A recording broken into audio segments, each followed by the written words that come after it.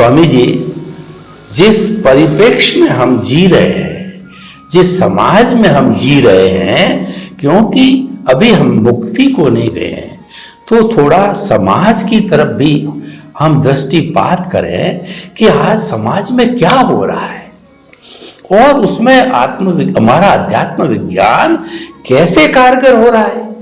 आप चारों तरफ विहंगम दृष्टि दौड़ाइए तो देखिए कि बेटा मां को मार रहा है और पति पत्नी को मार रहा है, सुसाइड कर रहा है और हिंसा कर रहा है, आतंकवाद फैला रहा है। ये सारी ऐसी ऐसी समस्याएं जिसने झकझोर दिया है, पूरे विश्व को झकझोर दिया है। ये वैश्विक समस्या है, सामाजिक समस्याएं हैं और अध्यात्म विज्ञान में, सनातन सत्य में वैश्विक समस्या का समाधान देने की पूरी अर्हता है। तो कृपया आप सामाजिक और वैश्विक इस तरीके की जो बुराइयां कहिए, तकलीफ कहिए, कुरीतियां कहिए जो समाज में आज घटित हो रही है, वो कैसे शांत होकर के और शांतिपूर्ण सहवास से सभी जिए आनंद से। तो एक ऐसा नुस्खा बताइए, ऐसा कोई तरीका बताइए, ये सब पे लागू हो। जय सच्चिदानंद। और प्रश्न के लिए धन्यवाद।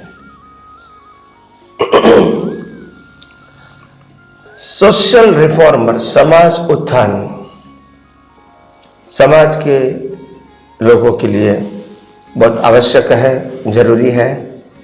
और इसका रास्ता कहो, समाधान कहो, ये भी समाज के लिए जानना जरूरी है।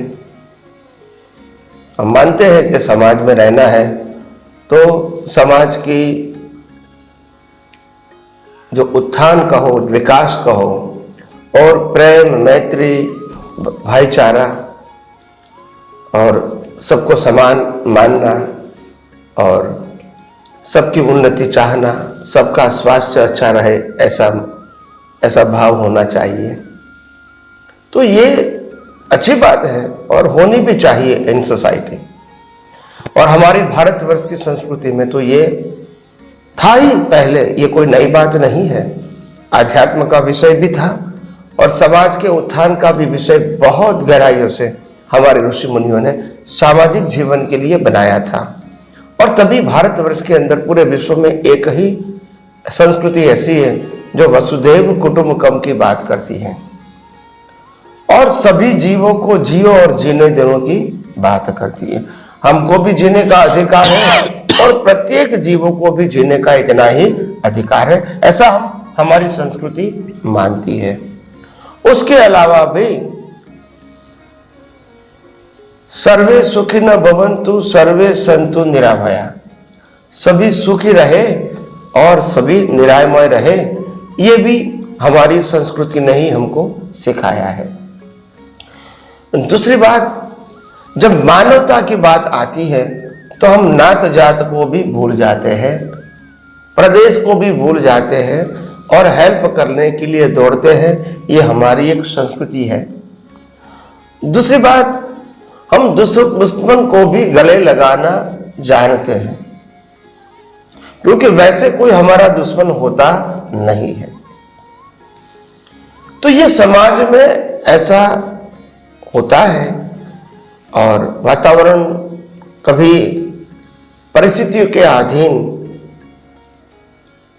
हम एक मानवता के स्तर को छोड़कर हीन प्रवृत्ति करने में लग जाते हैं और तब समाज के अंदर एक प्रकार की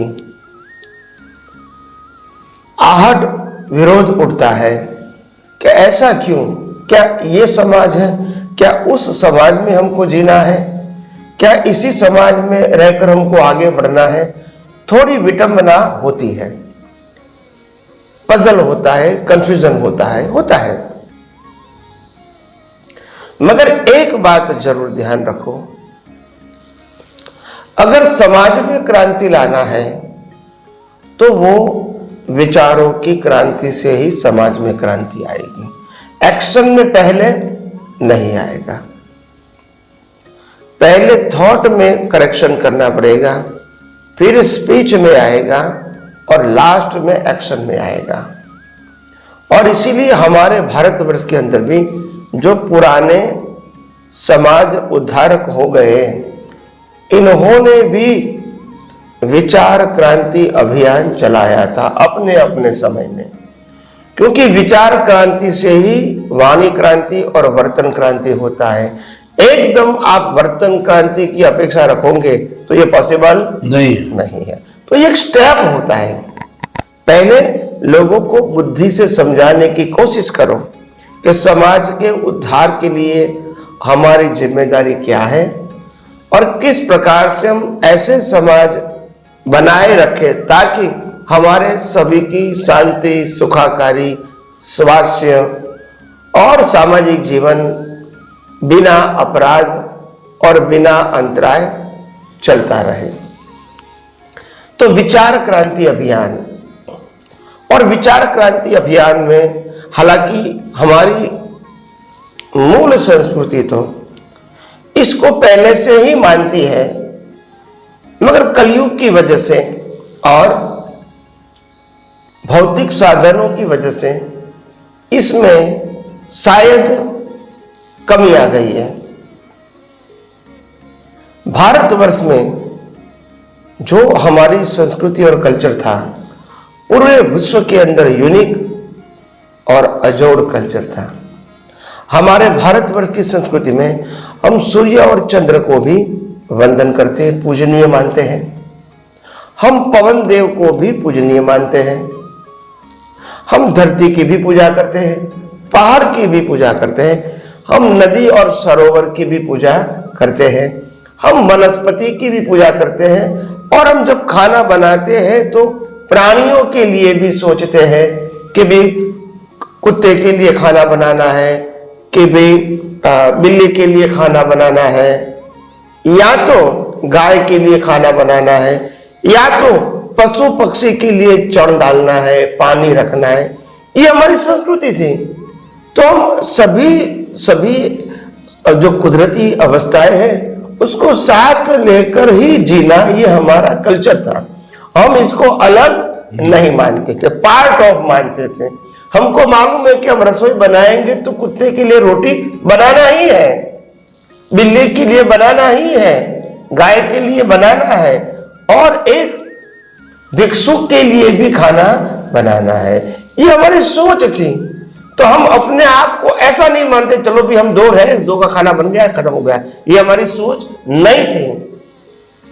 और इसीलिए हमारी संस्कृति में अतिथि देवो भव का भी इंपॉर्टेंट था कि कोई अननोन व्यक्ति भी हमारे घर पे आए और खाना खाए, उसमें हमको आनंद होता था।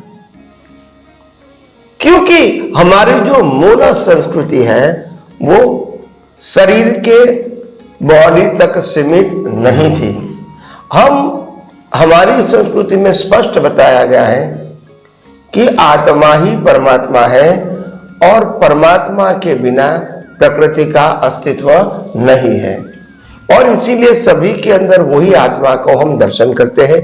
और इसीलिए हमारी संस्कृति में वंदन करना ये इंपॉर्टेंट बात है।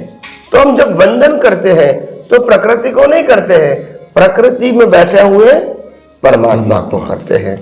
तो मैंने कहा जिस प्रकार से हमारे पूर्वजों ने, ऋषि मुनियों ने हमारी संस्कृति के बारे में बहुत कुछ अभ्यास करके सबको साथ में लेकर और समाज का उत्थान कैसे किया जाता है, समाज के लोगों की सोच दृष्टि कैसे बदला जाता है, और समाज में एक उत्तम प्रकार का शांति का वातावरण कहो, सहयोग का वातावरण कहो, प्रेम मैत्री और भाईचारा का वातावरण करो, धार्मिक वातावरण कहो, सामाजिक संस्कार का वातावरण कहो, ये सब कुछ बना रहे, उसके लिए हमारे पूर्वजों ने बहुत कुछ कहा है। और उसी को आज रीओपन करके हम दुनिया के सामने पेश करेंगे। तो मैं समझता हूँ समाज की जितनी भी समस्या है उसको सुलझाने के लिए आपको बहुत कठिनाइयाँ नहीं आएगी। और हमारे वर्तमान में जो हमारे प्रधानमंत्री है वो भी वही कर रहे हैं। आप समझे ना, आज जो 2 दिन कल जो इटली और सीरिया में जो भूकंप आया, तो हमने ये नहीं सोचा कि ये देश हमारे विरोधी है। हम मानवता के तौर पर हेल्प करने के लिए सबसे पहले हम गए। तो ये हमारी संस्कृति है। क्या है? संस्कृति है। हमने ये नहीं देखा कि वो हमको हेल्प करता है कि नहीं।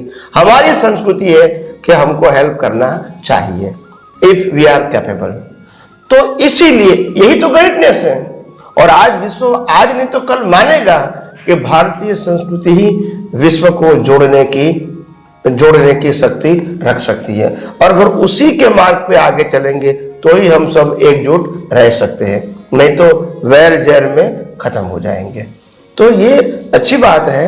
और मैं समझता हूं विचार क्रांति अभियान से फिर वाणी और वर्तन परिवर्तन करना, और पूरी संस्कृति तो वैसे हमारे ऋषि मुनियों ने अपने अनुभव से बताई ही है। सिर्फ इसको रीओपन करना है और सभी व्यक्तियों को शक्ति के रूप में मान के पूजना। क्या बताया? पूजना। हाँ, सूर्य को भी पूजना है, उसके बिना हमारा अस्तित्व नहीं है। चंद्र को भी पूजना है, उसके बिना भी हमारा अस्तित्व नहीं है। हवा, पानी और वनस्पति को भी पूजना है।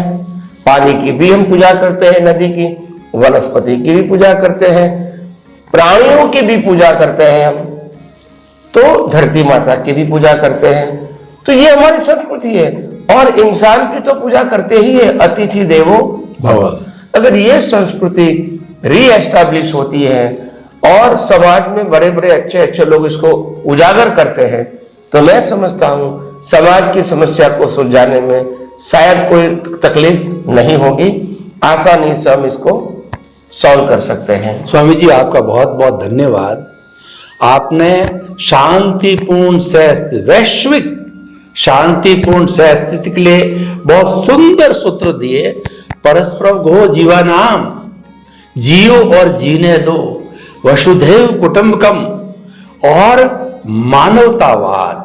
वास्तव में ये सारी संस्कृति हमारे भारत की संस्कृति, इसीलिए भारत धर्मगुरु देश था और आज भी भारत धर्मगुरु देश बनने के पावदान पर है। और लोग भी इसमें विश्वास कर सकते हैं क्योंकि हमारी संस्कृति आचार प्रधान, धर्म प्रधान, त्याग प्रधान और मानवतावादी संस्कृति। बहुत बहुत धन्यवाद स्वामी जी।